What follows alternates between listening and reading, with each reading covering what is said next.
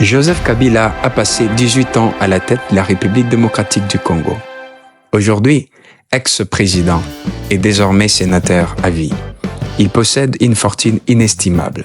Même si l'année précédente ne fut pas facile pour lui, il dominerait largement les classements des chefs d'État les mieux payés du monde et même les plus riches. Nous vous parlerons aujourd'hui de la fortune incroyable de Joseph Kabila et de la manière dont il dépense son argent. Selon les magazines économiques américains, Kabila aurait amassé entre décembre 2020 et décembre 2021 une prodigieuse somme de 75 millions d'euros. En une seule année, les géants de la politique de la RDC a accumulé 75 millions d'euros, soit une hausse de presque 40 millions par rapport à l'année précédente. Pour établir son classement, les magazines tiennent compte des gains directs ainsi que des revenus issus de partenariats publicitaires, des royalties, d'autres investissements. Si une année, l'ex-président a pu amasser une telle somme, qu'en est-il de sa fortune en général? D'après les calculs, Joseph Kabila pèserait près de 15 milliards d'euros. Il doit son immense fortune à des placements boursiers, un patrimoine immobilier conséquent, des contrats publicitaires avec des marques comme Covager. Il posséderait également plusieurs restaurants à Kinshasa, un club de football nommé Oiseau Rare et serait impliqué dans la mode avec une ligne de vêtements et un parfum, il paraîtrait. Avec tout cet argent, que fait Joseph Kabila? Il aurait le même goût pour les voitures que son père, Laurent-Désiré Kabila. Joseph Kabila possède une collection de voitures noires stationnées dans toutes les villes qu'il visite fréquemment. Quand on les voit souvent au volant de ces voitures devenues un symbole de la RDC après son mandat, il est également passionné par les motos. Il a été aperçu à la tête d'un groupe de motards paradant dans les rues de Luanda. Joseph Kabila possède aussi des propriétés avec des maisons et des fermes sur plusieurs hectares. Aimant les animaux, il a construit un parc animalier de 20 000 hectares, abritant 1500 animaux de 25 espèces différentes, toutes venues de l'étranger. Le président s'est aussi lancé dans d'autres projets, notamment la production d'énergie renouvelable et la technologie. Ces multiples sociétés, comme cité plus haut, continuent de prospérer. Bien que Joseph Kabila ne soit plus le dirigeant du pays, sa fortune continue de grimper. L'ex-président congolais Joseph Kabila et sa famille ont constitué un empire économique qui leur a rapporté des centaines de millions de dollars, selon une enquête publiée par l'agence Bloomberg.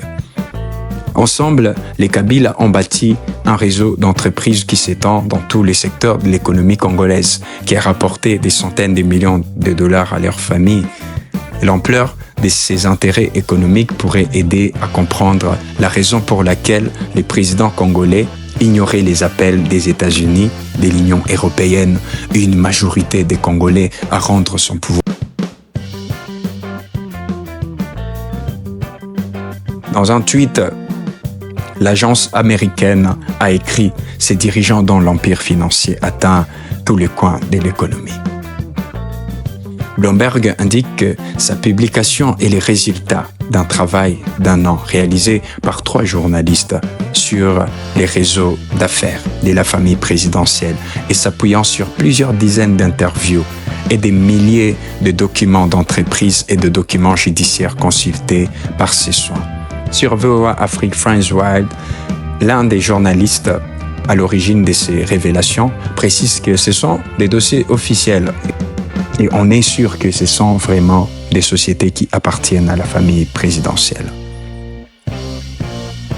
Ravagée par des guerres entre 1996 et 2003, après 3 décennies d'une dictature kleptocratique soutenue par l'Occident, la RDC est connue pour l'extraordinaire richesse de son sous-sol et la grande pauvreté de sa population, dont près de 90% des habitants survivent avec moins de 1,25 $ par jour selon l'ONU.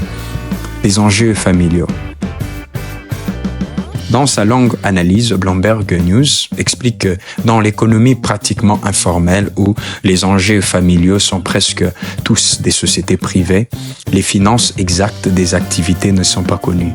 Les quelques chiffres disponibles dans les documents accessibles au public montrent des investissements d'une valeur de plus de 30 millions de dollars dans seulement 2 sociétés. Les revenus estimés pour une autre entreprise dépassent 350 millions de dollars sur 4 ans.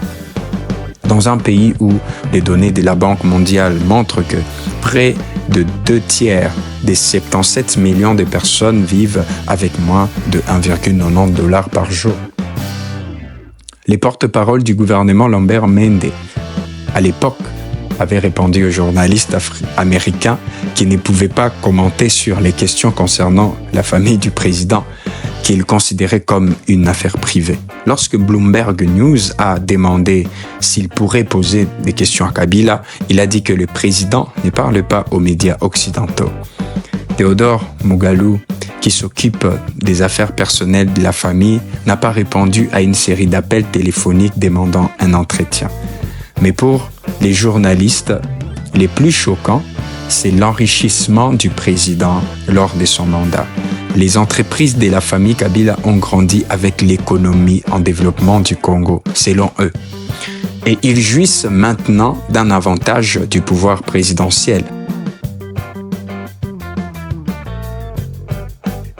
L'agence Bloomberg, dans une enquête, avait attribué au président congolais et à sa famille la possession d'un empire économique qui leur aurait rapporté des centaines de millions de dollars.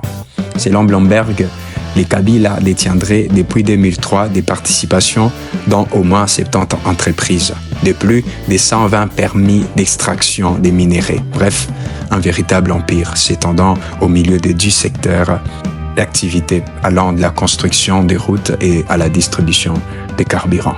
Les principaux conseillers diplomatiques de Joseph Kabila, à l'époque, Barnabé Kikaya Bin Karoubi, avaient qualifié de fausses ces allégations l'accusant de vouloir rester au pouvoir afin de protéger toutes ses affaires.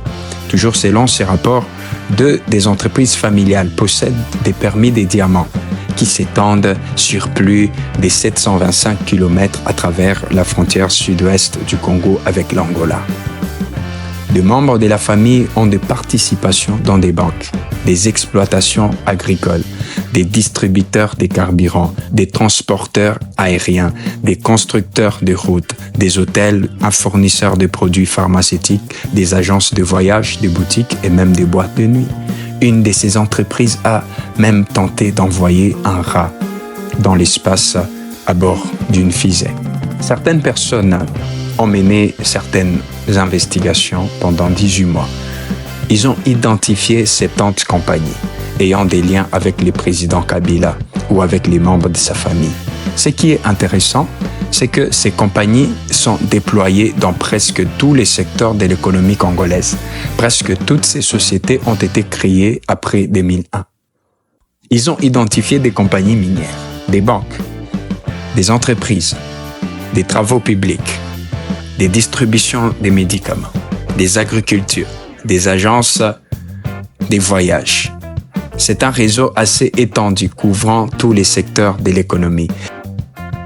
Et c'est la première fois qu'un tel travail est réalisé. Personne n'avait jusqu'ici identifié toutes ces activités commerciales dans lesquelles sont impliqués les membres de la famille. Évidemment, les populations congolaises n'avaient aucune idée de la taille de ces réseaux. Ils ont tenté d'entrer en contact avec le président Kabila et ses proches, cités dans notre rapport, mais ils n'ont pas pu parler directement avec les présidents. Ils ont parlé avec ses conseillers et certains de ses porte-paroles. Pourquoi avoir choisi de publier cette enquête le 15 décembre, malgré la tension qui était en RDC? Ce n'était pas planifié. Il n'y a aucune raison particulière pour cette date. Cela a pris 18 mois pour boucler cette enquête. Et cela a été possible qu'après que les régulateurs congolais ont informatisé et mis à disposition au public des informations sur les entreprises. Ils ont consulté ces informations, les ont utilisées pour notre publication. Cela nous a pris beaucoup de temps avant de rendre public ces rapports le 15 décembre 2016, a dit Bloomberg.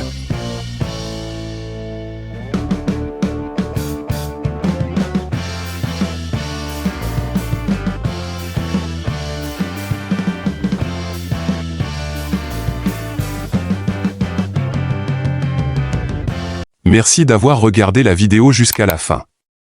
Si vous avez aimé cette vidéo, n'oubliez pas de vous abonner pour ne manquer aucune de nos futures aventures.